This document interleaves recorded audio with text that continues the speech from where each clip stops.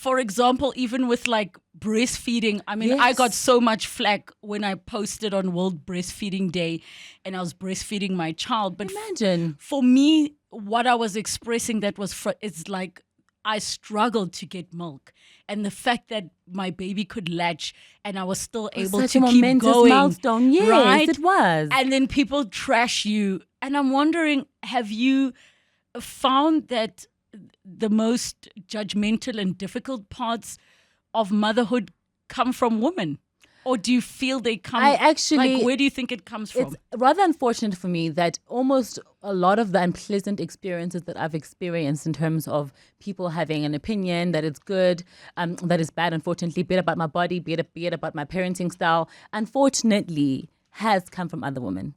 And for me, it makes me so sad because out of everyone else on this whole planet, you should know better. You should know how that feels. You should know how talking about the fact that breastfeeding is not that great outside. Your mom probably breastfed you or your aunt breastfed somebody in your family. So how do we shame women for something that's so natural for us to do?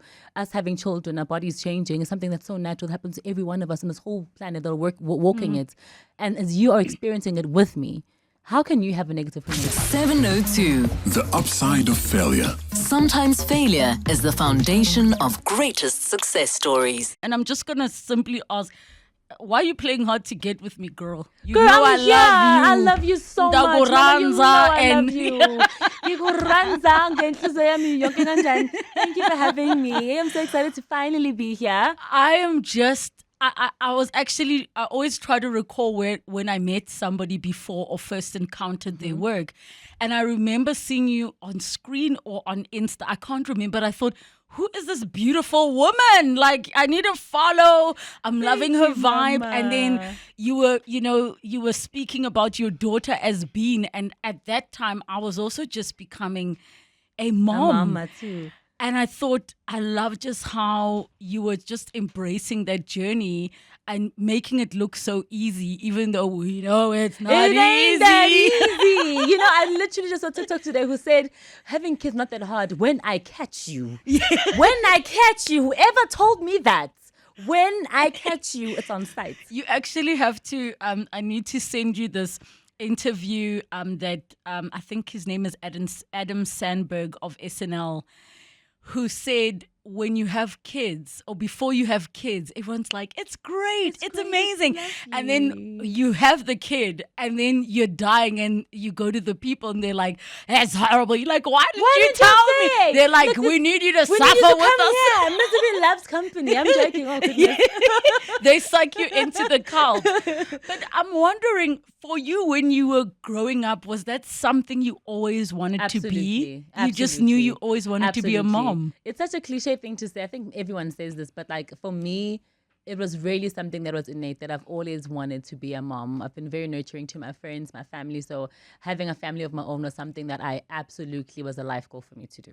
Oh, and I think people sometimes think that comes from a place of trauma, but it's not always the case. No, it's a place of love. Yes. Having experienced love from my mom and my family, I'm like, oh my gosh, I can't wait to actually share with somebody else. You know, I look at the relationship I have with my mother and I look at her and it's like, I really would love to have a little mini me who I can share such moments with as well. Have someone who's my best friend that I made from scratch. And I think those things like that is what made me want to have a child of my own, was that experiencing so much love from my mom and my family that yes. And I mean, I love the embracing it, because it's not that you're not even open about the hardships. I mean, we know social media can be brutal because everybody's like a couch ref during a soccer match. Coach, why? Go left, go right, it's wide. Now, for example, even with like breastfeeding, I mean, I got so much flack when I posted on World Breastfeeding Day and I was breastfeeding my child. But imagine. For me, what I was expressing that was, it's like I struggled to get milk. And the fact that my baby could latch and I was still able to keep going. Milestone. Yes, right? It was. And then people trash you. And I'm wondering, have you found that the most judgmental and difficult parts of motherhood come from women? Or do you feel they come? I actually, like, where do you think it comes from? it's rather unfortunate for me that almost a lot of the unpleasant experiences that I've experienced in terms of people having an opinion that it's good, that is bad, unfortunately, be it about my body, be it about my parenting style, unfortunately, has come from other women. And for me, it makes me so sad because out of everyone else on this whole planet, you should know better. You should know how that feels. You should know how talking about the fact that breastfeeding is not that great outside. Your mom probably breastfed you, or your aunt breastfed somebody in your family. So how do we shame women for something that's so natural for us to do? Us having children, our bodies changing is something that's so natural. That happens to every one of us on this whole planet that are walking it. And as you are experiencing it with me, how can you have a negative opinion about it? I think it was last year we had a conversation on the show where I said, those of you that are parents, be honest, what did you used to judge other parents for? And then you lived it. Okay, so you have to tell me. Mine was that I would see toddlers in diapers and think, aren't you supposed to be, you look too big. Things are strong. There's no month less than the guys. Yo, a toddler. I am so scared. Like, we're scared of her in the house. We're so scared of her.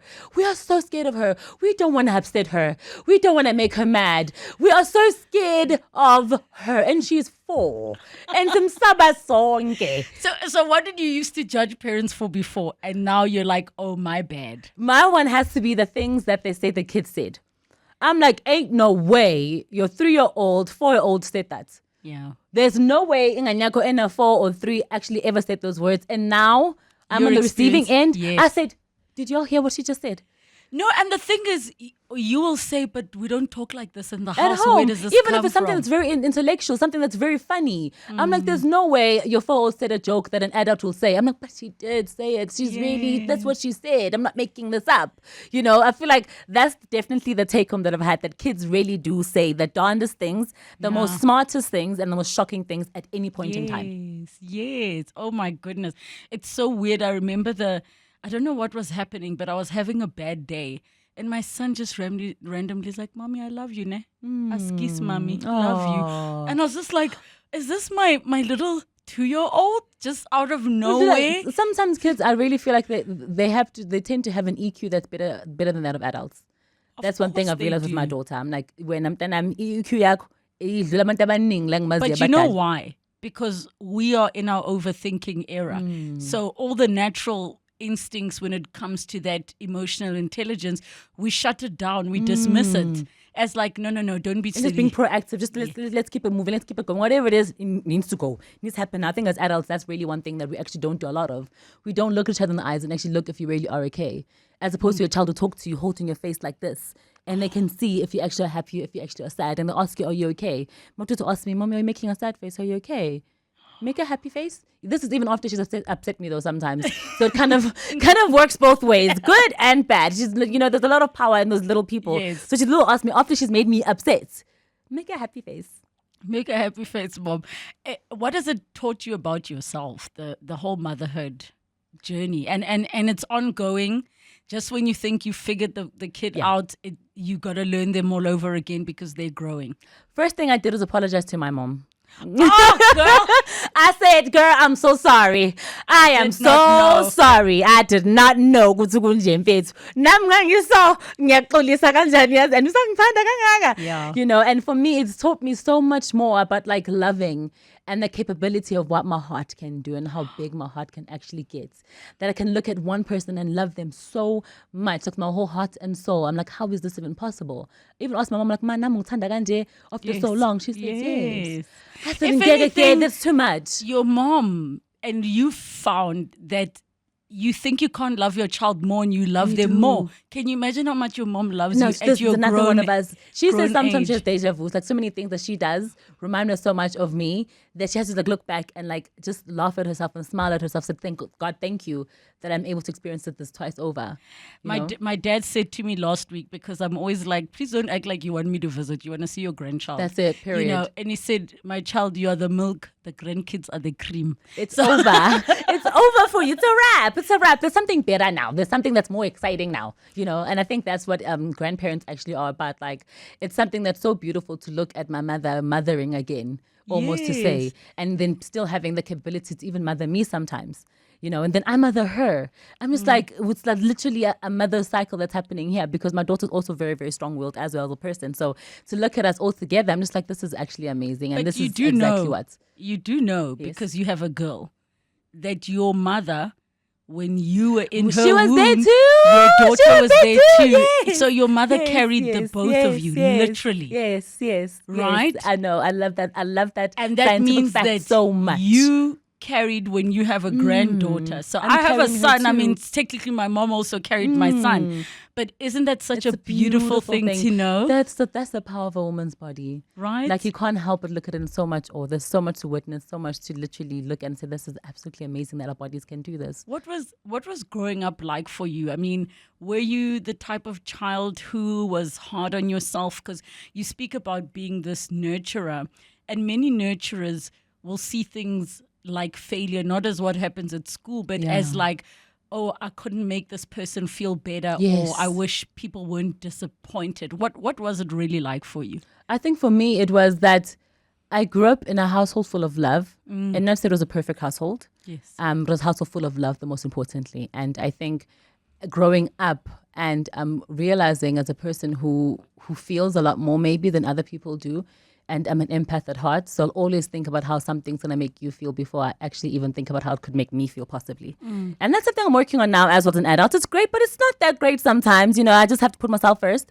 And so moments like that for me are things that I feel added so much more layers and character to the person that I am today and the nurture that I am today. I grew up very close to my grandparents, so I was able to take care of them quite a lot.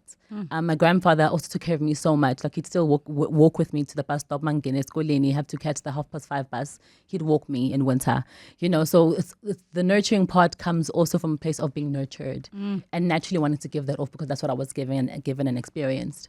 And how did you approach school? Because school had so many spaces. I mean, you being a creative, did you struggle with academics, or academics a space you flourished in? Were you a sporting girl? Because I think those Yeah, sporting again. There's so much about I feel like in those early days where we're still trying to figure out who we are, right? We place some kind of view of what failure is based on these aspects of our lives.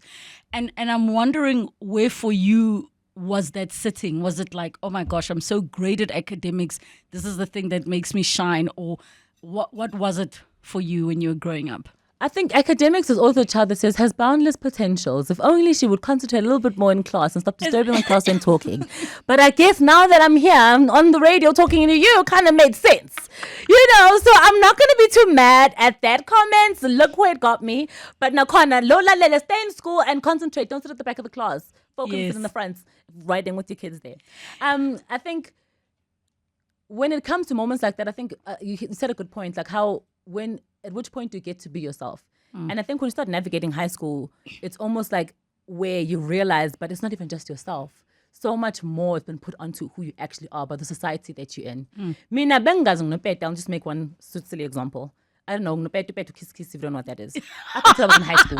Linda, high school. you must translate to English. What is it? Oh, you kiss in English, guys.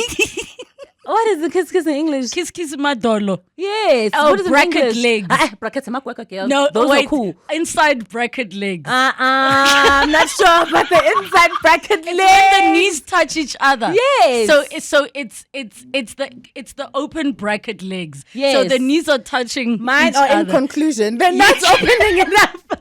They're in conclusion of what has happened. Did they make fun of you? Yes, they did. So taking that part and now trying to learn yourself and adjust yourself as a person where now you feel like you really are inadequate. Sorry, there's somebody helped us. Knocked knees. Knocked knees. Thank you. Yes, it is. It is knocked knees. That's correct because I had to Google it in high school and find out what it is that was wrong with me. Yes. I ended up wearing pants majority of my high school life because of that. And only later on in life did I realize, hey, but there's nothing wrong with my legs. And it's actually other people, society told me something was wrong with my legs. Knocked knees is actually very normal. It occurs to a lot of people, more common than not anyone else. Actually, it's the most common thing that actually is. So I'm just like, for me, having to deal with that and how I've responded to that as an adult, failure starts from very young. You know, failure starts from little things like asking yourself why your dad didn't come see you. What's wrong with you as a child? Why doesn't your dad want to come see you, spend time with you? And you feel like you're the failure and you're just a child. There's nothing wrong that you did. And that also stemmed from why I was so sure of wanting to be a parent and wanting to have a family, because of things like that obviously made me who I am today. How did you process that? I mean, we have a parenting and parents feature, and we don't just deal with conversations around us being parents and how to do things for our children. We also deal with us being children, because we're going to be children, right, forever. And some of the I love that, childhood, because that's exactly what I believe in. we're children forever. Like, and I think after having a child, for me, I'm just like, guys, this is just some kids. We have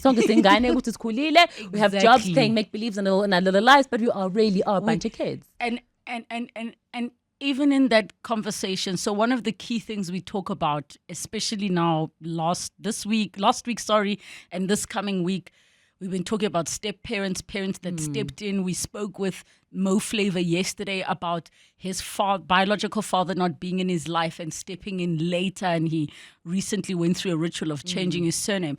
And everybody deals with that so differently.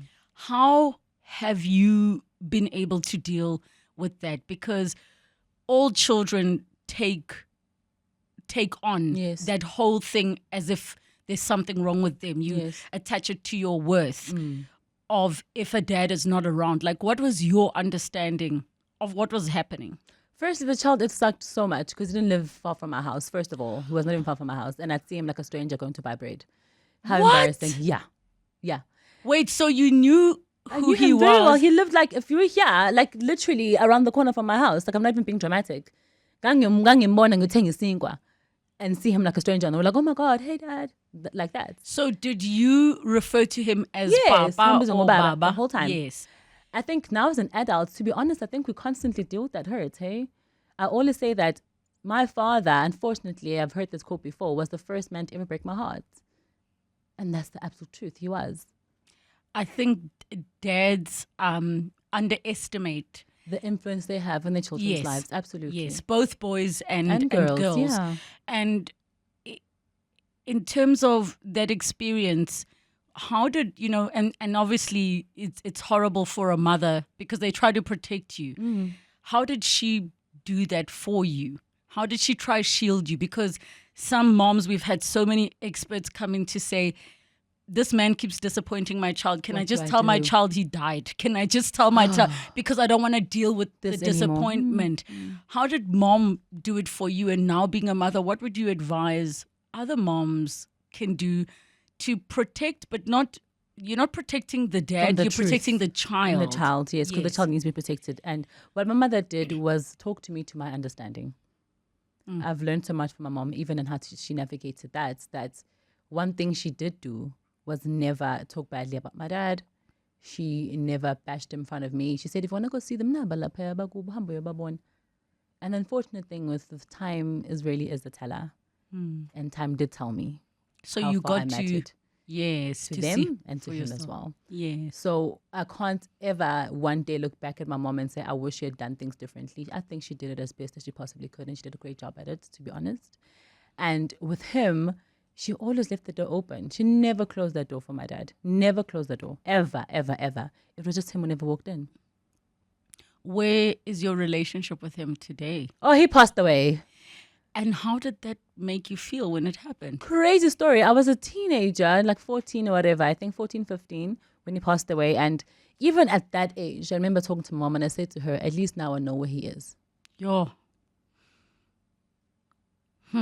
At least now I know where he is, because I don't have to ask why I didn't call me for my birthday, when he come see me for this, why didn't even help my mom with anything.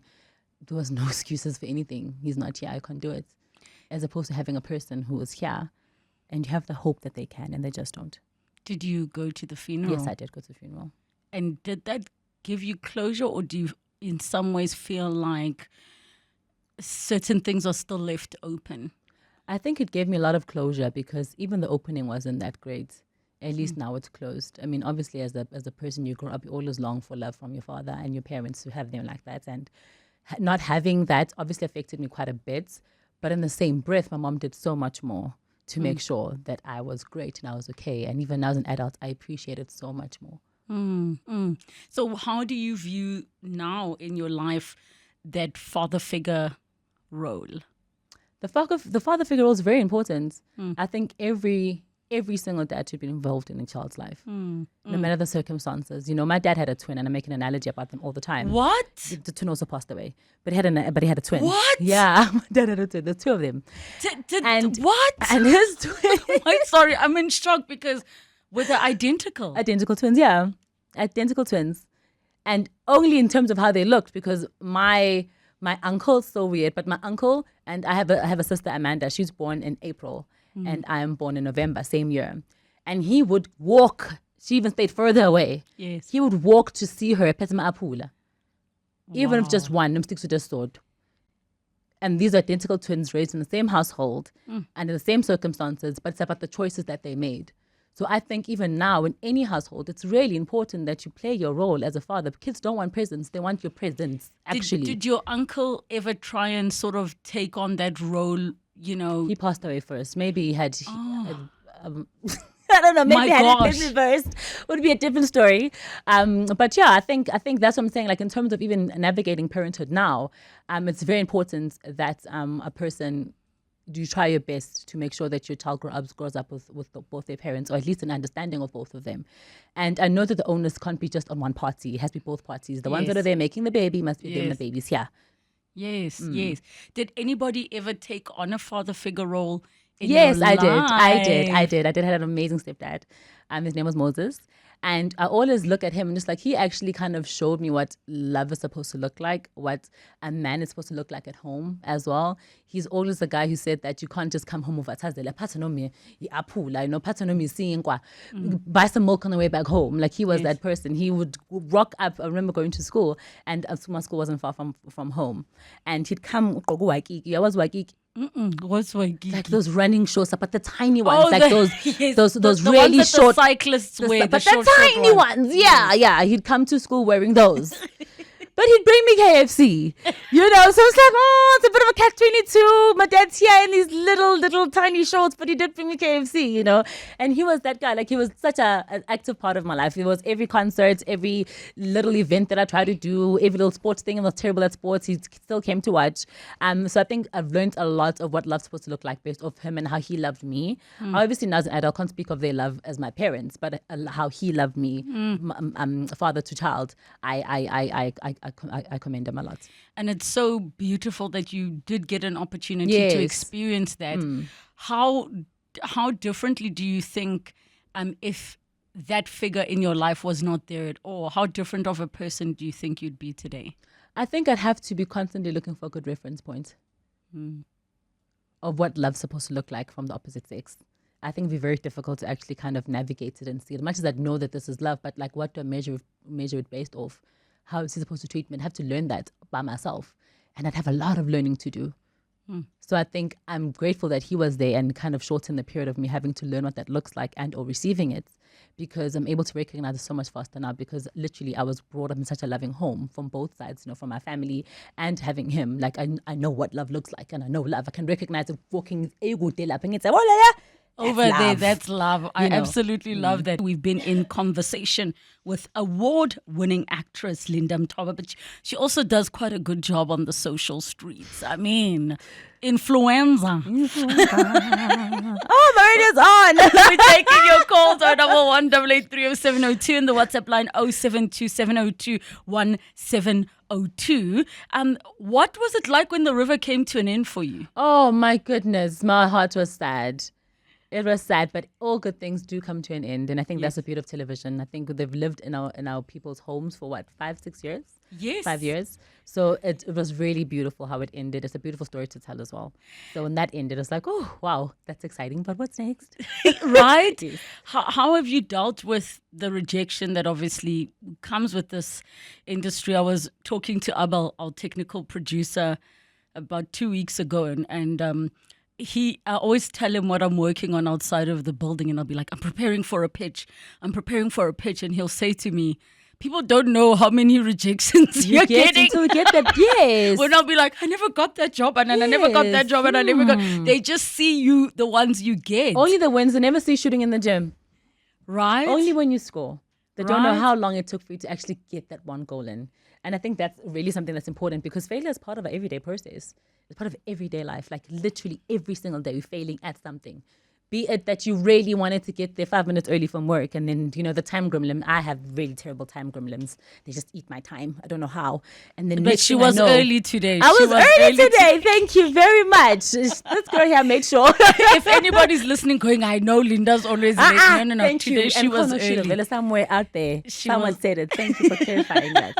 So I think talking about that, having to understand that people audition so many times for different roles, it's just part of life. It really is just part of life. You're going to get it and you're not going to get it sometimes. And one thing I've always said is that you must always be prepared for a yes or a no. Be prepared for a yes, get in there, do your full best and leave there knowing that it's yours. And if it's not yours, it's okay. They called you, someone else will call you. So when you started out, I mean, the industry in itself, other than the jobs that you audition for, it's a game as well because now it's changed. It's about building a brand. Yes. It's about being able to monetize as much as you can. When you started out, what was the thing that was keeping you there? Because there are moments you're like, why am I doing this? I still have those moments. What was that thing that was keeping you doing this thing? I always say that my work in the industry is always like an endless love story. I fell in love with it. And as love stories goes, it's great sometimes, it's not great the other time. Then they come back like, I'm so sorry, please. Then we fix things. Okay, let's fix things. It's literally been like that. It's been a beautiful love story. And I fall in love with it a little bit more every day, to be very honest. Disappointments are obviously part and parcel of it, 100%. But Nakhona, it's really kind of so rewarding to also see the impact and a positive impact having people's lives, which I think is very important. Like, I meet random moms outside, especially I talk a lot about parenting because we're both moms. And I think Yes. we've shared that quite a bit. And they're like, you know what? Other day I wore a top with stretch marks on because you wore the picture. I saw it on Instagram, your stretch marks were out, and I said, you know what? I'm gonna wear my top today because if Linda can do it, I can do it. Yes. And I looked at I was in Thando, my best friend, also happens to be my manager, and I looked at her and I said, what? She's like, yes. This happens all the time. And it does happen all the time. And I think it's even if it's 5 people, 3 people, 4 people that are able to impact their life in a positive manner like that, I take it in so much stride. Would at least let my platform be a platform that makes you feel good about yourself and makes you feel like you're very normal and a very average person as well, which is what I am. And I think one thing I've so much pride in is that that's how I treat myself. I'm very authentic in myself. I am right now. Okay, excuse the face beat because I was coming to see you and I said after so long, ain't no way I'm going to come here without an eyebrow on because I want you to see me today how I look. Okay, I'm going to give it my best. I literally always tell the listeners that the upside of failure guests always come dressed up. You guys do the absolute most. We're on the upside right now. That's why we're here. But also, I want everyone to know, right? My new thing is always like, never look like your problems. Yes. Right? So knowing that, one of the things that I struggle with is, and you are quite established in the space of doing content and partnering with brands. How do you deal with not feeling like doing stuff? Because when you arrive on set with a script, it's a different energy, it's a different psyching. When it comes to content, sometimes it's just you and your phone and you've got a deadline, but you genuinely don't feel like doing it. Like how do you manage that other than the motivation of paying bills? The build part is great, but then I think it's really important to fall apart. Just choose when you do it. Just don't do it just haphazardly. I fall apart in private. That's one thing I've always said to my friends and my best friends and my family. I'm just like, it's okay to fall apart because when I do fall apart, I know that you guys are there picking up the pieces with me. And sometimes you literally have to go to work, get over and done with. The moment you close the door, get in with the driver, I allow myself to fall apart because I've tried to put it together the whole day. Yeah. And literally sometimes it was a repair with a piece of string. Just hoping barely to staying just together. get by the day. Yes. So I think it's things like that where I allow my heart and my soul to feel whatever it has to feel, but I just give it a time and a place for it. That's the most important part. Unfortunately, that's being an adult. I wish I was 4 And I could just have a tantrum right now for really not getting my way, but I can't. Why? Because I'm an adult. So I need to either find a quiet corner somewhere or just wait to go home and do it privately. Yeah, yeah. And I think it's quite difficult managing that part. I know when I started out in the industry, my very first publicist said, if you only want people to talk about your private life, only talk about your work, right? And I with the content space, we try our best. You want to share bits, but also keep parts to yourself. Absolutely. How do you find that balance? I mean, you are high profile in terms of just what you do, but as an actress, but also you working in other spaces. How do you find that balance? Because social media is sharing yourself. Even me doing radio, I'm regularly telling the listeners what's happening in my life, but there are parts of your life you want to keep to yourself. So how do you figure out what you should keep to yourself? I think it's the things that are harder to say that I shouldn't say. If I'm having a tough time saying it, I shouldn't say it. Because that means that this is not the right space for me to be talking about, because I'm such a free person. I'm an oversharer. If you put me in a corner somewhere, you will know everything about me in 5 minutes. And I've had to learn that not everyone deserves your vulnerability, one. Not everyone deserves all of you and all your hearts and everything that you're feeling, especially people that are not actually part and parcel of your life. In as much as I have an audience to share with, and I'm saying this because it's possible to be yourself and to be authentic and to be completely who you are without having to share everything there's to know about you as well. And it's a tough balance. It is a tough balance, because I find myself thinking, oh gosh, like I speak to my cousin and she's like, oh, I was at the shop and someone recognized me. Linda. She like gets this all the time. And then I thought, oh, I feel so bad about that, because I'm taking away parts of you that are also very private, So it's having to try find that balance now where I'm actually a bit more protective of my family and my loved ones than I was probably before. And it's a trial and error thing. I have moments of vulnerability because in the end of the day, I'm also human, and people I speak to are also very human, going through a human experience. We're all here together, walking this human life, having human experiences that we share every single day without fail. Whether it's something good, something bad, something sad, someone else experienced it as well. So it's not just individually your problem. Someone else has felt what you have felt, had been through what you've been through, maybe in a different way, but nonetheless, the feelings are all familiar. Do you have nerves about sharing Bean, your daughter, on social media? When I was deciding if I'm going to share my son on social media, you're one of the people I looked at where I was like, okay, she's doing it in a very just a way that I admire, because you still, as a parent, want to be like, look at my baby, baby. Right? Look at my baby. You still want to be like, I did that. I made this. This is mine. This is all me. Right? Yeah. But then we also are very aware of how vulnerable. Weird foods. People are weird. Not just weird, they're predatory. And it's not always, people think predatory behavior is always sexual. It's not always predatory. It's not. People can be predators by just wishing ill on you. Yes. Right? Where I'm like, she's so pretty. She's getting these jobs. She's getting this. Now she's even got a child. Yep. So how do you consolidate all of that for yourself? I mean, my son has his own account. He shoots content even without me, like his created its own little life. That is so cute. And then when I see videos, I'm like, oh, that's so cute. Well done. Look at you. And he's loving it. But I do get nervous just because people are society, weird. People are a little bit weird. One thing that I've told myself is that no one should have more accessibility to my life than myself. I should control what that is and what that looks like. And when it comes to my daughter, I've just realized that rather than post it as and when I want to, how I feel like it, she's not a complete part of me as a person. But because of my mom, I can't separate that from myself. Yes. And that's a choice that I made for myself and for the work that I have, and just me as a person, as my personality is that I'm very family orientated. So having my child, I can't just completely shut her off from the world like that, because she's part and parcel of who I am. She brings me so much joy, so much happiness. And above that, it's also such a connecting piece for some other moms and families out there as well, who also are raising their own children. And I think it's just really and truly just trying to find the balance of both. And I think I've tried to do a good job. At some point, thought I'm not going to post her at all because she's getting a bit more at the age where she's more aware of her surroundings. Like the other day, we're at a kiddies playground, whatever, and these kids came with her, and then she came to me and said, "Mommy, they said I must ask you, are you famous?" She's 4, so obviously it's a bit older kids. I wanted her to ask her that, and I said to her, "No, Mommy, why?" So can I tell you something that might console you?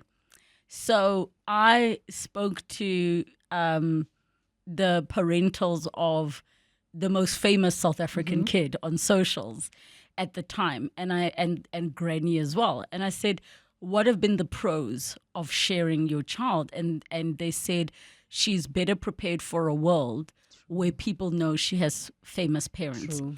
And she doesn't get bullied at school because she's so equipped. And that was the thing that made me decide. I said, oh my gosh, the last thing That's I a very want. different way to look at it. I've Right? never thought about that. I've never thought Right? about that. Yeah. So I was like, okay, cool, because I'm on radio every day. The last thing I want is somebody being angry at something I said, and then my Yes, child and is then just your child not just even isn't aware aware. of what I do. So does that make you feel better? It does. It does. It does. It honestly does. I've never thought about looking at it that way, but I think for me, I thought of the adverse end of it. Yes. I thought of her getting professional treatment from schools and the teachers and everyone else around her, where it doesn't base a complete reality of life either at the same time, where no one's going to be nice to you all the time. They know you here, but you're going to leave the school and leave this place and walk somewhere else. They're not going to recognize you. Yes. And then want to expect the same behavior and the same treatment. So I thought about it that way, where I've wanted my child to grow up completely and utterly disassociated from myself and the roles that I do. I don't even like her knowing that. She sees them on TV randomly sometimes because she's under 8, we're watching the things Yes. that I play in any events. So I've tried to kind of shield her from it, I think because I thought of the worst. Yes, yes.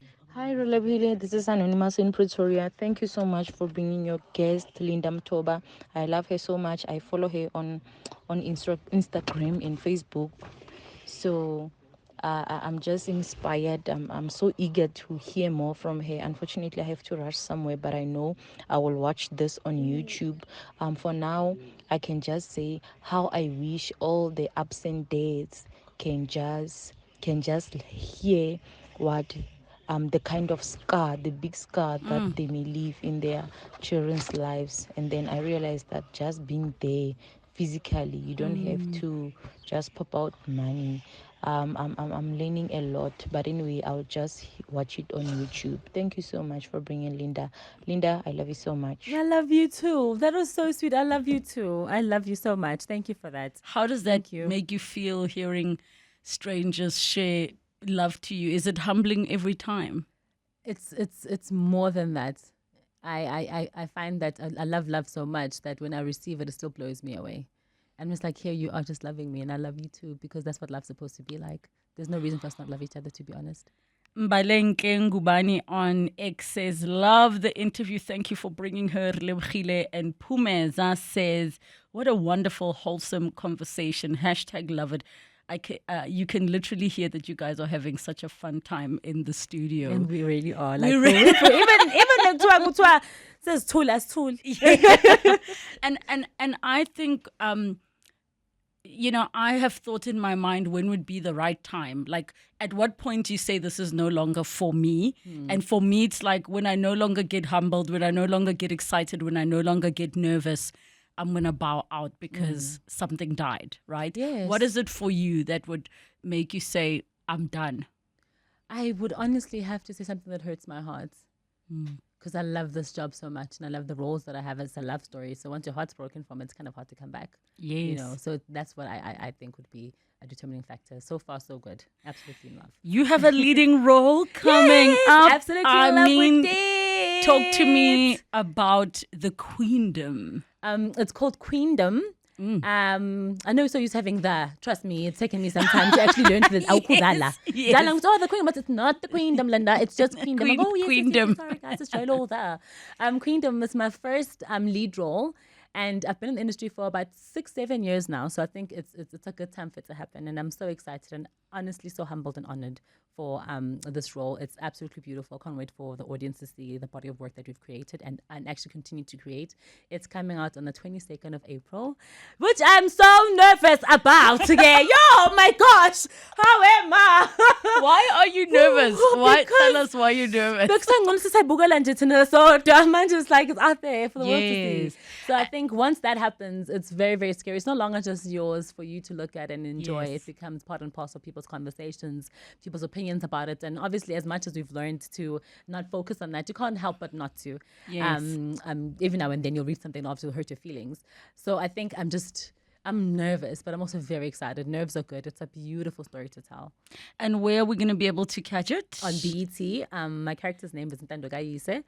Can tell you a bit about the story. Sorry, if I have time. 2 minutes, 1 minute. You've got a minute, yes, to tell me a bit about the It's a story. beautiful story about how fate always finds you, where you could be living your life perfectly normal, and what is for you, as I said to you before, will always be for you. There's so many layers to the story. There's so many layers in the characters as well, where each person's actually not maybe what you think that they are. So I can't wait for the audience to actually go on this journey with us and uncover that journey and the streams and the waters that we'll all be facing together. We have time for another voice note, 072 702 1702. Good day, Relebogile. This is Gordon in Boxburg here. Relebogile, I want to address the elephant in the room. So I hear how loving and how bubbly and all those good things she sounds, but there's nobody going to mention how beautiful she is. I mean, I was listening to the story she shared about the kids that asked her child, is her mom famous? Maybe they don't know she's famous. Maybe she looks like she deserves to be famous. You know, a very beautiful person, I must say. Thank you. Oh my word. Thank you so much. If you Listen. can see my face, I'm blushing so much right now. Thanks. Thank you. I will keep Thank you, telling Shai. people what is so beautiful for me about you is you are a beautiful person, but your personality makes you even more beautiful. Oh, thank And you. you are such a genuine person. From the moment, like I think the first time we met, we just hugged each other like we've so known tight, each other like, forever. oh my God, forever. Right? Yeah. And I was like, your energy is just warm and yellow and bright and inviting. That nurturing thing that you speak about is so real. You light up a room. So what he said, I'll reiterate that you walk into a room and something shifts for a positive. So if people are saying, is your mom famous? I think they're thinking like there's something about her. And babe, that's that what it is so is. The energy sweet. shifts You in such are- a beautiful way. Imagine so I just it's gonna look terrible. Thank you so much, my babe. And the same thing for you, honestly. Like when we first met, I think we literally stood there talking for like a good 30 minutes almost in the Yeah. middle of the airport. And I'll forever remember that because it's really so special. Thank you so much. Tembile says, thanks for saying Linda's name again. Relebogile, her best role for me was on Isibaya as Jabu's girlfriend. It was sore when the relationship ended. What would you like to share with all the listeners? What you've learned in life about failure? Failure happens. Sometimes, no matter how hard you're trying to make sure that it doesn't happen, it happens nonetheless. But what happens is that what happens after you fail, that's the most important part. Did you fall back or did you fall forward? And by the way, falling back is okay. Maybe you need time to rest and be able to get back up and feel a lot stronger after that. So failures happen to everyone and anyone, and it's hard to navigate them. It's hard to understand them. But tomorrow the sun will shine again. Always. The Always. sun will shine again. Thank you so much for joining us. Thank you for having On me, the my friend. upside of failure, it's been such an honor having you on 702 Afternoons. Thank you so very much, and thank you for listening. 702. The upside of failure. Sometimes failure is the foundation of greatest success stories.